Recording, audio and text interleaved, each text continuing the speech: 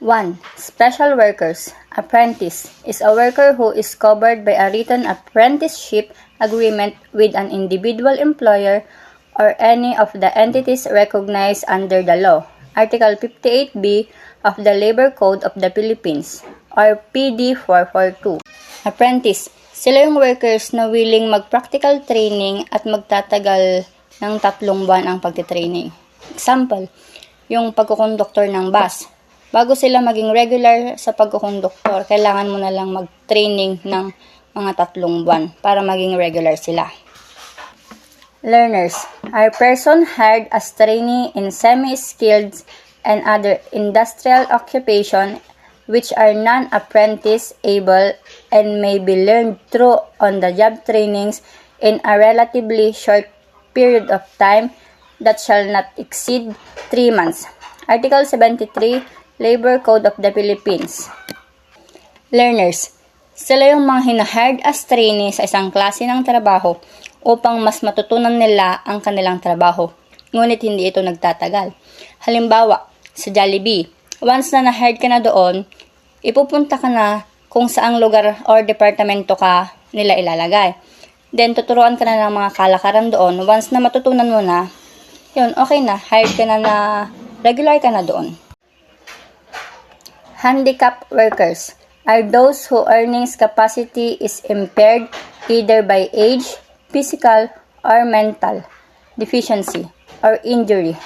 Article 79, Labor Code of the Philippines. Handicap workers. Ito yung mga workers na nagtatrabaho sa kabila ng kanilang kapansanan or edad. Halimbawa, yung mga nagtatrabaho na mga matatanda na mananahi. Basta kaya pa nilang magtrabaho. Nagtatrabaho sila para may pangkabuhayan sila or may pambili sila ng pagkain. 2. Casual employees are those who perform activities which are not usually necessary or desirable in the usual trade or businesses of the employer. Policy Instruction Number 12, which was promulgated by the Minister of the Labor on April 23, 1976. Casual. Sila yung mga temporary employee, meaning sila yung mga empleyado na hinahired as a replacement or pamalit pansamantala sa kanilang permanenteng employee na nakalib at binabayaran lamang sila sa tagal nilang nagtrabaho at hindi kasali yun sa sahod nila yung kanilang leave or holidays. Example, sa paaralan ng elementarya, yung isang teacher is magli-leave siya kasi manganganak. So, kailangan nila ng substitute teacher. Then, pag nag-hire sila ng substitute teacher, 3 months lang ang tatagal niya, then maaalis na din lang siya dahil babalik na din yung permanent na empleyado nila. Specific project or seasonal employees are persons who perform work or services which are seasonal in nature. There are 2 seasons in the hospitality industry, peak season and lean season. Specific project or seasonal employee. Ito yung may employee or workers na hinahired lamang kung kinakailangan or saka lang sila magkakaroon ng trabaho kung tinawag sila or sa madaling salita on call. Halimbawa, tuwing Christmas season, marami nagbebenta. So, yung mga magtitinda, kailangan nila ng mga taga-tinda din nila para tulungan silang magbenta ng mga kanilang produkto. So, nag-hired sila ng pansamantalang empleyado nila. Provisionary employees are those who are employed on trial basis. A provisionary does not exceed 6 months from the date the employee or employees started working. Ang provisionary na employee ay mga bagong hires na sumasailalim sa isang pagsubok na panahon, karaniwang sa simula sa kanilang trabaho. Sa panahon ng provisionary period na ito, ay karaniwang tumatagal mula 3 hanggang 6 na buwan, bagaman maaaring magbago depende sa kumpanya. Sinusuri ang pagganap, kakayahan at angkop na empleyado sa kumpanya.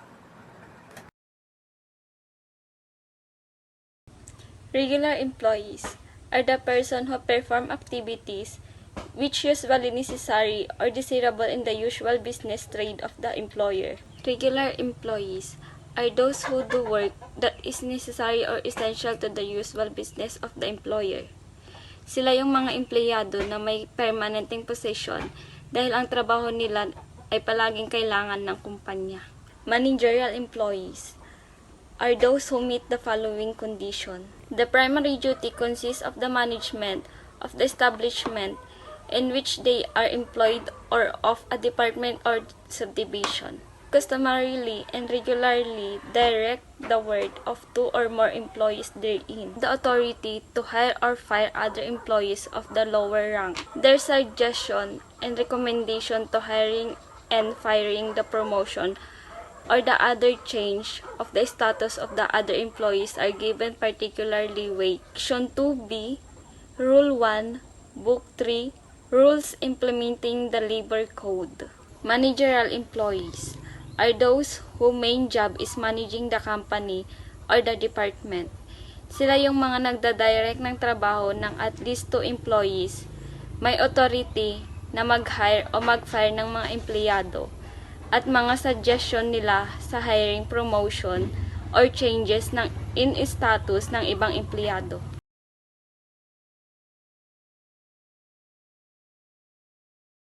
Domestic servants and persons. In the personal service of another are those who perform services in the employer's home which are usually necessary or desirable for the maintenance and enjoyment thereof. Section 2, Rule 1, Rules implementing the Labor Code. Domestic servants and persons in the personal service of another are individuals employed to perform tasks within their employer's home. These tasks are typically essential or beneficial of the upkeep, comfort, and overall enjoyment of the household. Examples include housekeeping, cooking, and caring for family members. Their employment is distinct from another workers because their services directly contribute to the smooth functioning of the employer's home. This is defined in Section 2, Rule 1 of the Rules implementing the Labor Code.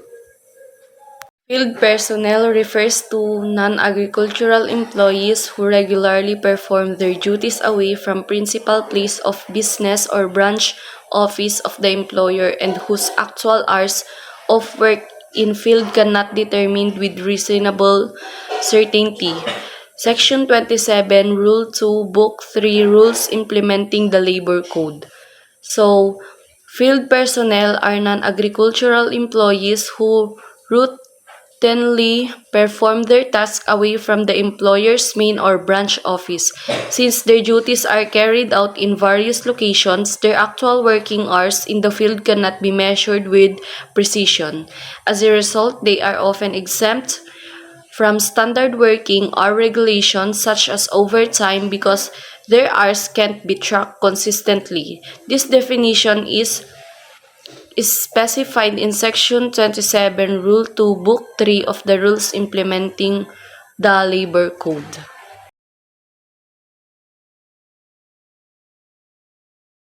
Number 1. Right to self-organization. This allows workers to form union or associations to represent their interests and collectively bargain with employers. Ang right to self-organization ay tumutukoy sa kakayahan ng mga individual o grupo na bumuo ng kanilang sariling samahan o asosasyon para sa mga layunin ng pagkilos, pagtatanggol sa kanilang interes o pagpapahayag ng kanilang pananaw. Number 2. Right to collective bargaining and negotiation. This empowers workers to negotiate with employers with better wages, benefits, and working conditions. Ang right to collective bargaining and negotiations ay ang proseso kung saan ang mga manggagawa na kadalasang kinakatawan ng mga union ng manggagawa ay nagkikipag-usap sa mga employer tungkol sa mga kondisyon sa pagtrabaho, sahod, benepisyo at iba pang termino sa pagtatrabaho. Ang karapatang ito ay mahalaga para matiyak na ang mga manggagawa ay may boses sa kanilang lugar ng trabaho at maaaring magsulong para sa patas na pagtrato. Number 3. Right to security and tenure. Workers have the right job security and protection against arbitrary dismissal. Ang right to security of tenure ay tumutukoy sa karapatan ng isang tao na magkaroon ng tiyak na proteksyon sa kanilang pag-upa o paninirahan. Number 4. Right to just and humane conditions of work. Employers are obligated to provide safe and healthy decent working conditions. Ang right to just and humane conditions of work ay tumutukoy sa pangunahing prinsipyo na ang bawat manggagawa ay nararapat sa isang ligtas, patas at magalang na kapaligiran sa trabaho. Number 5. Right to collective negotiations. The right to collective negotiations is a fundamental labor right that allows workers to collective bargain with their employers through their chosen representative. It is the cornerstone of labor relations and enshrined in international law and domestic legislation across many countries. Ang right to collective negotiations ay tumutukoy sa karapatan ng mga manggagawa na magpagsundo bilang isang grupo sa kanilang mga employer. Number 6. The right to peaceful concerted activities. The right to peaceful concerted activities is a fundamental human right that guarantees the freedom of individuals to assemble, gather, and express their views collectively in a peaceful manner. This right is enshrined in international law, including the Universal Declaration of Human Rights and the International Covenant on Civil and Political Rights. Ang right to peaceful concerted activities ay nagbibigay daan sa mga individual na magtipon-tipon at ipahayag ang kanilang mga pananaw ng mapayapa at sama-sama. Number 7. The right to strike.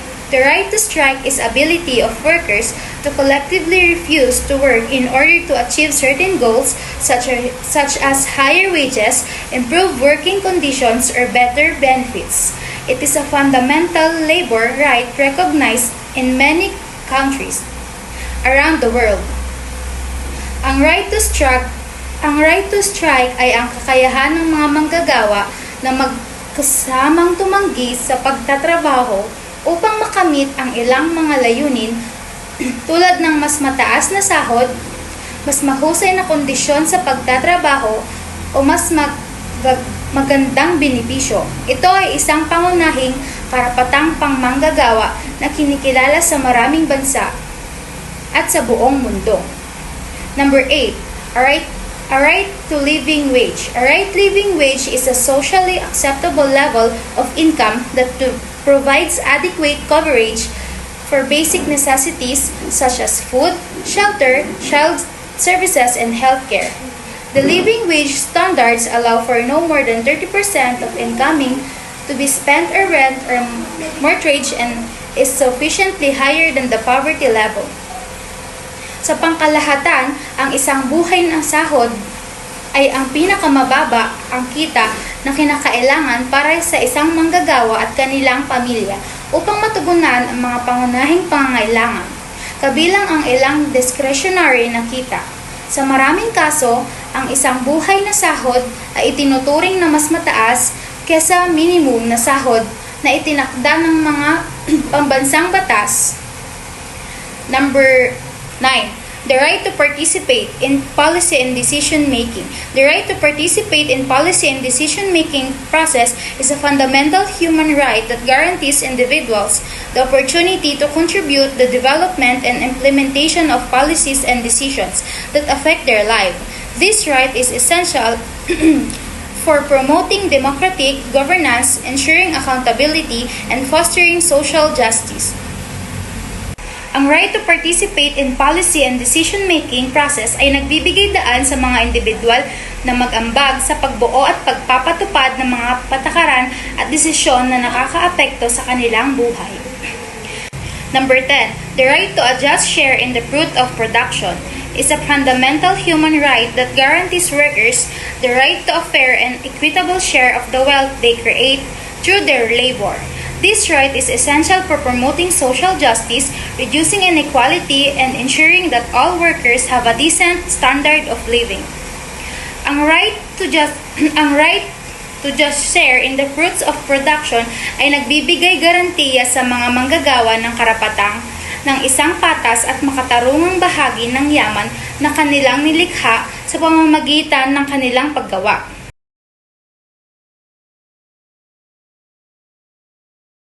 Employer's right.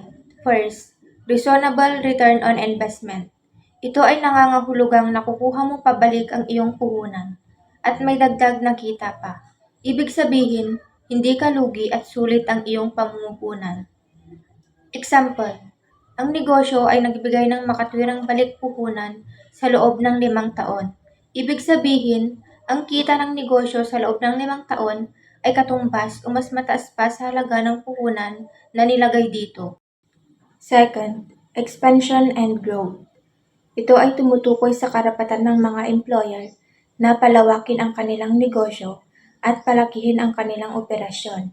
May karapatan silang magdagdag ng mga empleyado, magbukas ng mga bagong sangay o mag-invest sa mga bagong proyekto para sa paglago ng kanilang kumpanya. Example, isang kumpanya na nagbubukas ng bagong lokasyon o nagpapakilala ng bagong linya ng produkto. Third, exercise management prerogative. Ito ay tumutukoy sa karapatan ng mga employer na magdesisyon at magpatupad ng mga patakaran at proseso sa kanilang kumpanya. May karapatan silang magtakda ng mga patakaran sa pagtatrabaho, mag-assign ng mga gawain, at mag-manage ng kanilang empleyado. Example, ang pagpapasya ng isang kumpanya na baguhin ang organisasyon nito o baguhin ang diskarte sa negosyo nito. Termination of employer. Employee relationship. An employer cannot terminate the services of an employee except for just and authorized cause. Article 279, 282, 283, and 284. On the other hand, the employee may terminate without just cause. Employment relationship deserving a return on the employer at least 1 month in advance. Ang employer ay hindi maaaring pumutol ng serbisyo ng isang empleyado maliban kung mayroong hustisya at otorisadong dahilan. Example, si Juan ay isang empleyado sa isang kumpanya. Nahuli siya sa pagnanakaw ng mga gamit ng kumpanya. Dahil sa paglubhang paglabag sa mga patakaran ng kumpanya, mayroong hustisya para tanggalin siya ng employer. Ang employer ay may karapatang magtanggal kay Juan dahil sa kanyang pagnanakaw. Ang empleyado naman ay maaaring pumutol ng implemento ng walang hustisya, ngunit kailangan nilang magbigay ng nakasulat na abiso para sa employer nang hindi bababa sa 1 buwan. Example, si Maria ay isang empleyado sa isang kumpanya. Nakahanap siya ng mas magandang trabaho. Dahil gusto niyang mag-resign, mayroong hustisya para mag-resign siya. Ngunit kailangan niyang magbigay ng abiso sa employer nang hindi bababa sa 1 buwan bago mag-resign. Just causes. These are the models of termination of employment contract imputable to the employee's own acts or omission. So these are valid and good reasons for employers to terminate their employees' contract. Number 1, serious misconduct or willful disobedience by the employee of the lawful orders of the employer or representative in connection with his work. For example, isa akong employee sa isang restaurant and isa sa mga importanteng rules ng restaurant na yon, especially sa working station or sa kitchen areas, is to wear our PPEs or personal protective equipment. Now, if I refuse to wear my PPEs during work, of course, that's an act of willful disobedience. Another example, sinabihan ang isang factory worker na hindi pwedeng i-operate ang isang delikado or komplikadong machine without supervision. Pero hindi niya sinunod at inoperate niya pa rin yung machine na yon, that led to an accident. So that's the right time for an employer to fire that employee kasi nga una pa lang pinagsabihan na siya na hindi yun pwedeng i-operate. So number 2 is gross habitual neglect by the employee of his duties. So dito sa number 2, ito yung mga paulit-ulit na ginagawa ng mga employees or hindi nila ginagawa ng tama. For example, yung isang office worker, Lagi siyang late mag-pass ng paperworks or projects kahit paulit-ulit na siyang sinita ng kanyang boss or ng kanyang manager. Another example, yung isang housekeeper. Lagi niyang nakakalimutang linisang mabuti yung isang room or may isang area siyang nami-miss even after multiple warnings from his or her supervisor. So that's why it's also called gross habitual neglect kasi nga may pattern or paulit-ulit na ginagawa o hindi ginagawa ng tama. So to make number 3 short, this actually means breaking the employer's trust by doing something dishonest or being sneaky. For an example, yung isang empleyado ng warehouse, nag-uwi siya ng items for personal use without permission. So essentially, stealing from the employer. Another example, yung isang manager, minanipula niya yung timekeeping system nila. Nag-add siya ng additional hours of work kahit hindi naman totoo. Kahit hindi naman siya nag-work for those extra hours. Just for the sake of salary increase or paycheck. So, kahit isang beses lang tong nangyari, this is still a serious issue. So, without a valid reason, you as an employee could be fired from your job. Number 4, commission of a crime or offense against person of his employer or any immediate member of his family and his duly authorized representative. So, for an example, a security guard assaults a member of his or her employer's family over a personal disagreement. So, kahit anong type pa ng assault yan, verbal man or physical, it's still a valid and enough reason to fire that certain employee. Another example, ninakaw ng isang empleyado yung sasakyan ng kanyang boss. So, that is considered a crime. And pwede ka nang sasantihin after doing that. And number 5, other causes analogs to the foregoing. So, ito yung mga parang kapareho lang din ng 1 to 4. So, these reasons are all about the employee doing things that break the rules or harm the company, and its employee's fault alone. Authorized causes. The termination of employment contract is allowed by the law since it recognizes the right employers to legitimately decrease labor costs and other circumstances inevitable in the management of business. The following are the authorized causes of the termination of employment contract. First, ang mga otorisadong dahilan ay tumutukoy sa mga tiyak na legal na kinikilalang dahilan sa pagtanggal ng isang empleyado ayon sa itinakda ng mga batas sa paggawa. Kadalasang kabilang dito ang redundancy, retrenchment at pagsasara ng negosyo, bukod sa iba pa.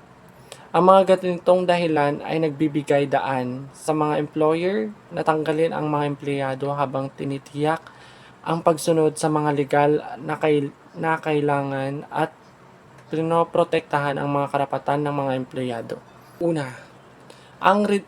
Redundancy. Ang redundancy ay nangyayari kapag ang serbisyo ng isang empleyado ay hindi na kailangan dahil sa may sobra ng tauhan para sa kasalukuyang pangangailangan ng kumpanya. Pangalawa, retrenchment.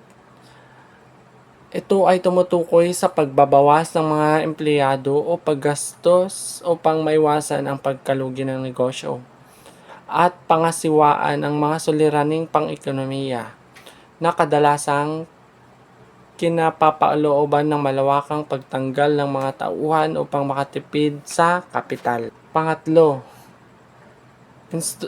installation of labor-saving device.